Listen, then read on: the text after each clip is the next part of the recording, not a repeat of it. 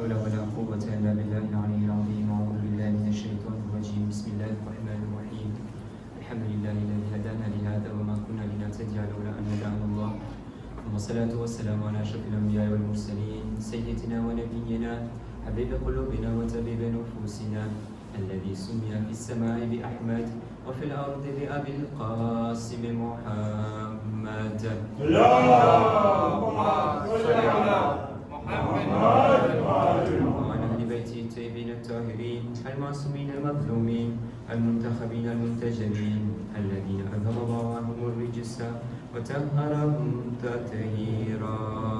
اللهم صل على محمد وآل محمد. لعنة الله على أعدائهم وقاتلهم وغاسل حقوقهم ومنكر فضائلهم ومصائبهم وولايتهم والشاكين فيهم والمنحرفين عنهم. أما بعد. بسم الله الرحمن الرحيم. اللهم كن لوليك الحجة ابن الحسن صلواتك عليه وعلى آله في هذه الساعة وفي كل ساعة وليا وحافظا وقائدا وناصرا ودليلا وعينا حتى تسكنه أرضك طوعا وتمتعه فيها طويلا برحمتك يا أرحم الراحمين. اللهم صل على محمد وآل محمد. أما بعد. السلام عليكم جميعا ورحمة الله وبركاته. وعليكم السلام ورحمة الله وبركاته. À chaque fois que je ne monte pas sur le minbar et que je me mets ici, ça signifie que je ne vais pas prendre beaucoup de temps. Parce que je ne sais pas c'est quoi le problème. Parce qu'à chaque fois que je monte là-dessus, je n'arrive pas à regarder le temps, j'ai l'impression qu'il s'arrête. Donc le président m'a dit que Cheikh, ne montez pas là-dessus comme ça, vous n'allez pas prendre beaucoup de temps. Donc, moi, de toute manière, je ne veux pas prendre beaucoup de temps aujourd'hui. Parce que ce moment, on l'a dédié à nos enfants spécialement. Je n'ai pas besoin de faire un majalis, je n'ai pas besoin de faire un mefil, je n'ai pas besoin de donner un dars aujourd'hui. Aujourd'hui, tout notre programme est consacré à nos enfants. Donc c'est pour cette raison, Inch'Allah, qu'aujourd'hui je ne parlerai même pas en Gujarati, je ferai l'effort, même si je ne suis pas toujours très à l'aise, de parler en français et de vous donner quelques messages très importants. Donc aujourd'hui, ce programme est dédié spécialement à nos enfants, comme on l'a dit, et vous l'avez sûrement lu dans nos messages. Alors pourquoi je me présente à vous aujourd'hui? Avant toute chose, je vais juste vous présenter quelle est l'importance de nos enfants, quelle est l'importance de nos professeurs, quelle est l'importance de notre madrasa. Aujourd'hui, à la maison, on a l'impression qu'on n'arrive pas à passer beaucoup de temps. On est tellement occupé par notre travail et c'est normal.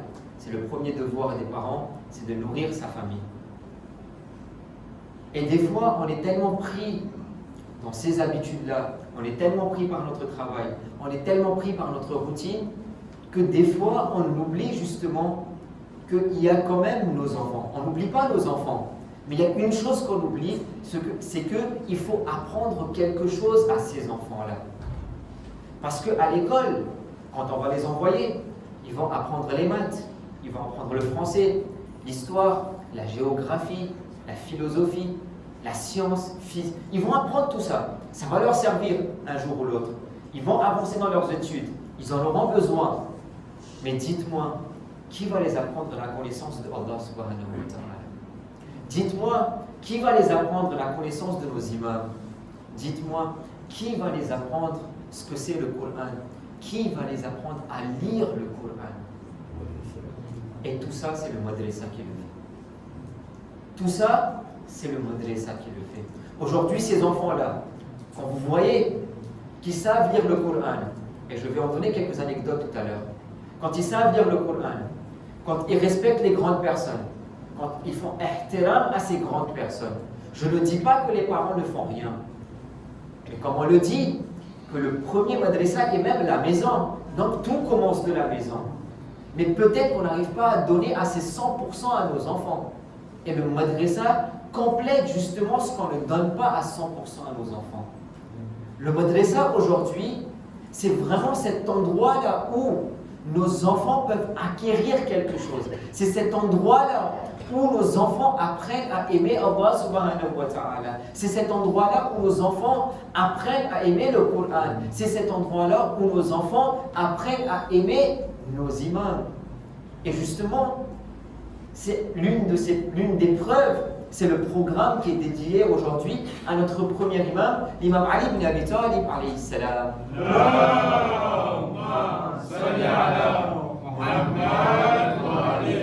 Inch'Allah, je reviendrai là-dessus, je vous donnerai quelques explications tout à l'heure, Inch'Allah. Mais là, aujourd'hui, je veux que vous compreniez tout d'abord les parents. Vous qui avez vos enfants dans le madrasa, ou qui n'envoyez pas vos enfants au madrasa, quelle que soit la raison. Au madrasa, c'est cet endroit-là où ils vont apprendre à aimer, à venir dans un masjid. C'est cet endroit-là où ils vont commencer à apprendre à prendre plaisir en faisant sa prière. C'est cet endroit-là où ils vont commencer à apprendre justement comment se rapprocher de Allah subhanahu wa ta'ala. C'est ça le travail du madrasa. Et c'est ce que le madrasa propose aujourd'hui. Aujourd'hui, ces enfants-là, je parlais tout à l'heure, qu'ils apprennent à lire le Coran. Vous savez, pendant les 30 jours, j'étais présent dans le Coran Karim. J'étais toujours là. Il y a une chose que je voyais qui m'a vraiment fait chaud au cœur. Et que j'attendais vraiment ce moment pour vous le dire, pour vous le raconter. Vous l'avez tous remarqué pendant le Coran Karim. Quand les enfants ils étaient assis, ils étaient en train de suivre le Coran. Mais quand il y a une grande personne qui rentrait, la première chose qu'ils faisaient, c'était de se lever, d'aller donner leur Coran et donner à cette grande personne pour qu'elle n'ait pas à aller chercher où est-ce qu'on en est. Imaginez à quel point, quel est ce respect qu'ils montrent à nos grandes personnes. Moi, quand j'ai vu ça, franchement, je me suis dit que non, ils ont quelque chose, ces enfants-là. Et tous exceptionnels. Tout le monde. Il n'y a pas eu un enfant qui ne l'a pas fait.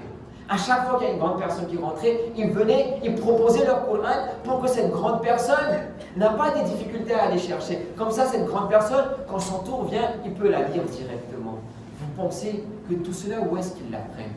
Oui, vous allez me dire, on apprend tout ça à la maison. Je ne suis pas contre cela.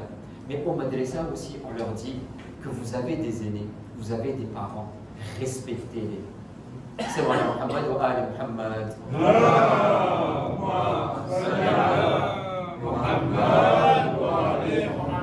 Donc ce madrasa-là, il va donner à nos enfants ce que nous, on ne peut pas donner à nos enfants. Ces choses-là qu'on ne connaît pas, qu'on n'arrive pas à donner à nos enfants. Ces choses-là qu'on n'arrive pas à transmettre à nos enfants. C'est eux, ces professeurs-là, qui vont le faire et qui vont le donner à nos enfants. C'est eux, parce que nous, on donne à nos enfants la nourriture de ce monde. Mais ces professeurs donnent à ces enfants-là la nourriture de l'au-delà. Et à quel point la nourriture de l'au-delà est meilleure que la nourriture de ce monde. Il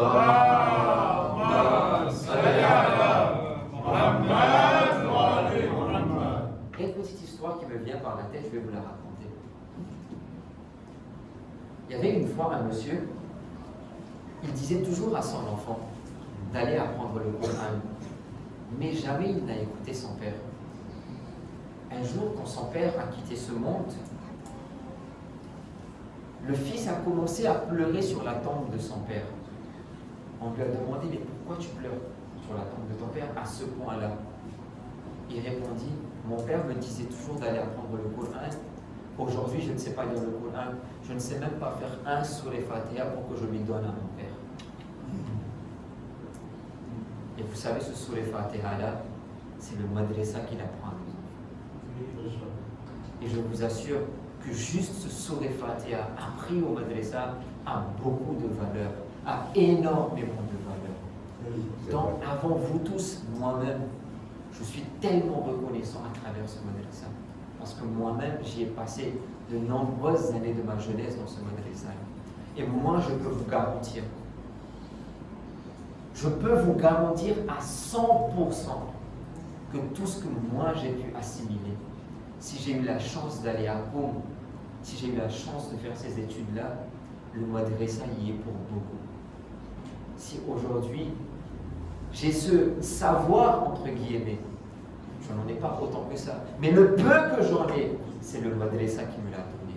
Si je sais lire le Coran aujourd'hui, c'est le madrasa qui me l'a donné. Si je connais le fiqh aujourd'hui, c'est le madrasa qui me l'a donné. Si je connais le akhlaq, c'est le madrasa qui me l'a donné. Mes parents n'ont fait que appuyer ce que le madrasa m'apprenait, mais toute la base, c'est le madrasa qui le donne. Donc vous, les parents, j'ai qu'une chose à vous demander, j'ai qu'une seule demande à vous faire. Si je me présente à vous aujourd'hui, c'est pour une seule chose. Faites confiance à ce madrasa-là. Envoyez vos enfants au madrasa. C'est très important. Je vous assure que vous n'allez pas le regretter. Parce que même s'ils n'apprennent qu'un petit peu, c'est déjà énorme. Parce que si on regarde les hadiths de nos masoumines, du saint prophète, de nos imams, ils nous ont toujours dit cela, qu'il faut justement redonner à ces enfants-là tout ce que nous on a assimilé. Et comment oublier nos professeurs? Là, je vous ai parlé du madrasa. Mais un madrasa ne peut pas avancer sans professeur. Et vous savez que ces professeurs-là, quelle est leur valeur? Il y a un hadith qui dit, notre saint prophète, Hazrat Muhammad Mustafa sallallahu alayhi wa sallam,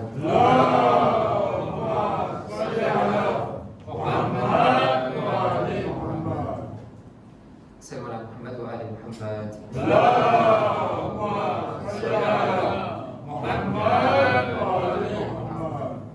Il dit, خير الدنيا والآخرة مع العلم خير الدنيا والآخرة مع العلم وشر الدنيا والآخرة مع الجهل. Que les bienfaits de ce monde, tout ce qui est de bien dans ce monde et de l'au-delà se trouve dans le savoir.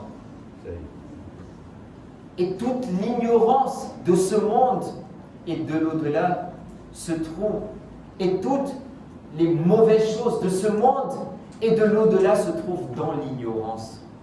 Donc aujourd'hui, ces professeurs-là, quand ils apprennent à nos enfants, c'est qu'ils ont un savoir. Ils ont quelque chose à donner à nos professeurs-là.